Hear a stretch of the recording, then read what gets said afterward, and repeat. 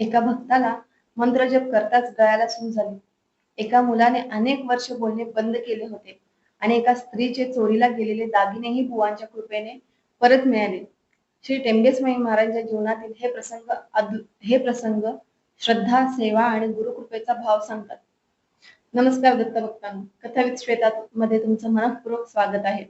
श्री टेंबेस्वामी महाराज माणगावी असताना अनेक भक्त विविध अडचणी घेऊन त्यांच्या चरणी येत असत. बुवा प्रत्येकाला त्याच्या परिस्थितीनुसार सेवा, साधना किंवा योग्य मार्ग सांगत असत. एका गृहस्थाला संकटातून मुक्त होण्यासाठी बुवानी राहूचा मंत्र जपण्यास सांगितले.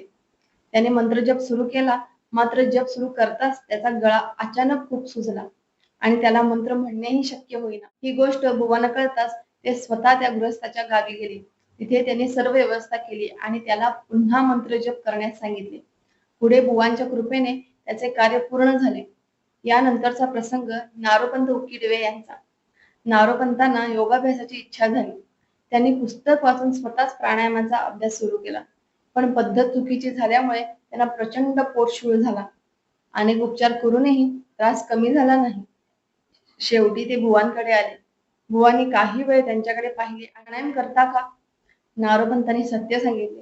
तेव्हा बुवाने त्यांना पुस्तकावरून स्वतःहून प्राणायाम करण्याबद्दल सावध केले आणि योग्य उपाय करून त्यांचा त्रास दूर केला.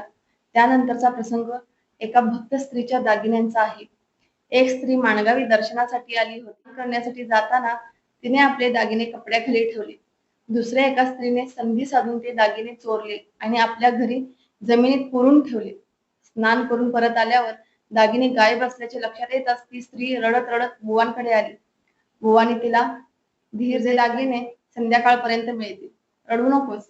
कथेप्रमाणे चोरी करणाऱ्या स्त्रीला भीतीचा अनुभव आला आणि ती बुवांकडे आली. बुवाने तिला चोरीचे दागिने परत आणण्यास सांगितले. तिने घरात करून ठेवलेले दागिने आणून बुवांसमोर ठेवले आणि आपल्या अपराधाची क्षमा मागितली. नंतर ते दागिने त्यांच्या मालकिणीला परत देण्यानंतरचा प्रसंग अत्यंत वेगळा आहे. वेंगुर्ले येथील एका ब्राह्मणाचा मुलगा 15व्या वर्षी अचानक बोलणे बंद झाला. त्याने खाणेही सोडले. 4-5 वर्षे त्याच्यावर अनेक उपाय करण्यात आले, पण काहीच उपयोग झाला नाही. शेवटी त्याचे वडील त्याला घेऊन माणगावी बुवांकडे आले. येत नसल्यामुळे सुरुवातीला तो मोठ्याने वाचत नव्हता.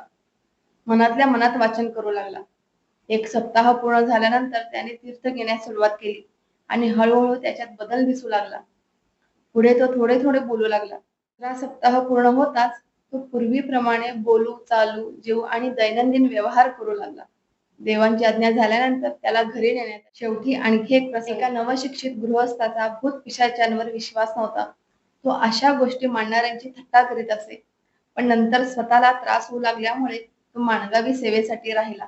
त्याचा मेहुणा त्याची थट्टा करू लागला. कथेनुसार त्याला देखील विचित्र त्रास जाणवला आणि शेवटी त्याची अवस्था गंभीर झाली. घरच्यांनी माणगावी येऊन बुवांची प्रार्थना केली. बुवांनी सांगितले, याने काही दिवस येथे राहून सेवा केली पाहिजे. त्याला माणगावी यावे लागले. त्याने श्रद्धेने सेवा केली आणि कथेनुसार त्याचा त्रास दूर झाला. या सर्व प्रसंगाचा भाव असा की गुरूंच्या मार्गदर्शनावर श्रद्धा ठेवून, अहंकार बाजूला ठेवून आणि मनापासून सेवा केली तर भक्ताला संकटातून मार्ग मिळतोच. श्री टेंबेस्वामी महाराजांच्या चरणी कोटी कोटी प्रणाम. श्री गुरुदेव दत्त.